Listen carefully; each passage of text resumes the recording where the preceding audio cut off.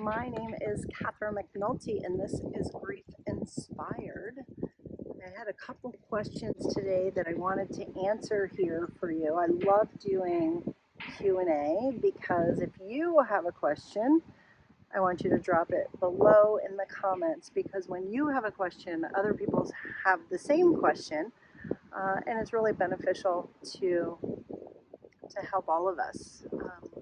We need to grieve collectively.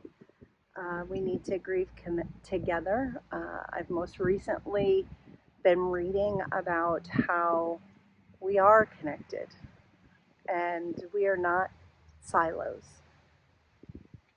Our humanity is one of connection. We need to be connected to each other. We need to be connected to ourselves. And we're really in this together. We can't do it alone. Although sometimes we want to try, and I'm just as guilty as the next person in wanting to do that. So I had two questions that I wanted to answer for you guys today. Question number one was, how often should I go to visit the gravesite of the person that I've lost? And it's interesting because the question came to me almost as if they were feeling guilty, as if there's some magical answer about how many times in a given year you should go and see the gravesite. Is it once a quarter? Is it once a month? Is it once a year?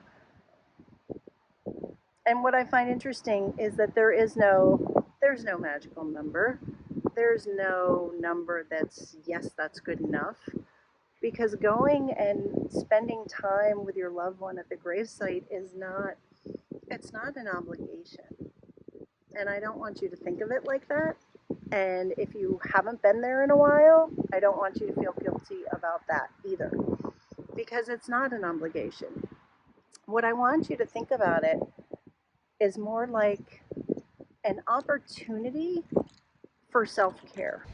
If you're enjoying this content, I want to encourage you to like this video and subscribe to my channel so that more people can find out what Grief Inspired is all about. When you visit the gravesite of a person that you've lost, it brings up a lot of feelings. It brings up emotion. It could be sometimes the reasons why we don't always want to go, because there are strong, heavy emotions that sometimes we would rather push aside, especially if we've gotten through a lot of them.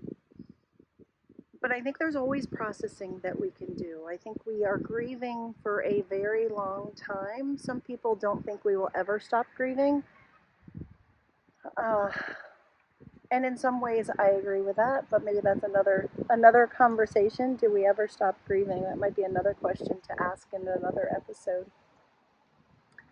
But what I want to take time to talk about today is that going to the gravesite should really be something that you put on your calendar at whatever interval is comfortable to you as a means of self-care. Because here's the thing, is that every time you relive your story, every time you share your story with someone new, every time you visit the emotions and the feelings that you have surrounding your loss, you heal a little bit more. I've been talking about my loss for more than 11 years now. And I'm always surprised in every grief course that I facilitate, in every one-on-one conversation that I have with folks, that there's always something more that I can learn about myself, about grief, about my son. And it really is a blessing, because we can continue to heal and continue to grieve at different levels. And so I think it does. It takes time and it takes revisiting. And so I want you to, schedule whatever interval is good for you. Maybe it's on their birthday. Maybe it's their death date. Maybe it's on a day that's super special to you. But take time for you and think of it as self-care, to go and to communicate, to revisit the past feelings that you've had, and to remember how far you've come, and to be grateful for what they gave you, what their life gave you, no matter how long or short or how much you knew them. Because they came into your life, and if you're grieving, they brought you something. And so it's very good to reflect on what you received from your loved one, what you've received from your grief, from the grief process, from the grief journey. And then look forward and say, what can I do in my life to honor this loss, to give it more meaning, purpose, to move me forward, and to show the world how much love I have in my heart, how I will forever be connected to this person, even if they're not physically with you. And that is special, and it's precious, and it really should be cherished.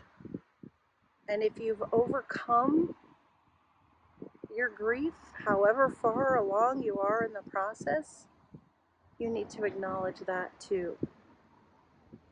Because overcoming grief takes time, it takes work, it takes courage.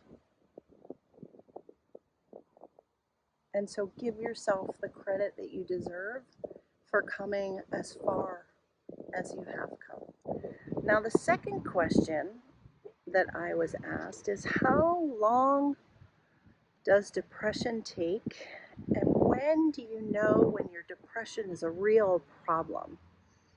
And I like this question. I thought it was a great question, because what most of us do with our depression is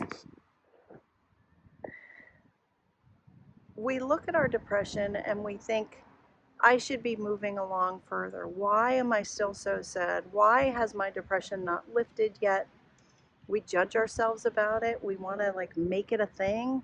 We want to beat ourselves up about it. Like somehow you can miraculously will yourself to be happy again. And while I don't think that you can will yourself to be happy again, and you can't make yourself not be depressed, what you can do is do the work of grief to help you move through your depression, because your depression is a necessary part of the grief process. You love them. That is why you grieve. You love them. That is why you're depressed. They are not with you. That is why you are depressed. When I talk to people, I say, of course you're depressed. Would you want it to be another way? Would you want it to magically lift and not be there anymore?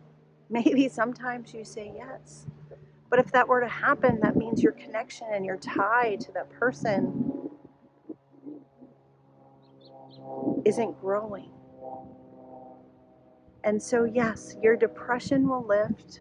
And I think that depression takes as long as it takes. I think it's different for different people. I think we need to be okay in being depressed without necessarily making ourselves wrong for being depressed. I think we need to try to work through it and see what is happening to make us more depressed, right? What are the thoughts that are going off in our head? What are these the things that we can analyze and talk about with a grief coach, like what I do with a lot of folks? But I don't think we should make ourselves wrong for it. As you begin to shift things, depression is very inwardly focused. It makes it about you, your feelings, your grief. One of the nicest ways to help lift some of your depression is to take that focus off of you and go out even when you are depressed and try to help someone else, even in the smallest of things. And you can go out and you can come back and you can do it in little bursts, right? I'm not saying like magically become not depressed, but try to come out of yourself a little bit, and that will help in the depression healing. I think that if you get to a point where you cannot function, you can't go to work, you're not taking care of yourself, you're not eating enough to really survive, that's a sign that you need more serious help. If you think about ending your life, that is a serious thing to get help with. But for those of us who are just deeply saddened, feeling melancholy, grieving, that depression is expected. That depression, although uncomfortable, is a necessary and important part of the grief process. So if you want to talk more about your grief, talk more about your depression, I want to encourage you to reach out to me at GriefInspired@gmail.com. And we'll talk through it and we'll figure out what the best path forward is for you, right? This is the path to happiness after loss. I want to get you on the path too, so that you can find what brings you happiness again. And it might not be what you expect. And your depression may actually be part of that path to take you to somewhere you didn't expect. And I want to explore that with you. It's what I do. It's what brings me joy and happiness. So I can't wait to hear from you. I can't wait to hear your story, because again, every time you share your story, you heal a little bit more.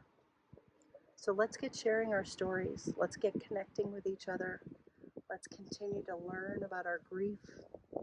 And let's all find our path to happiness after all.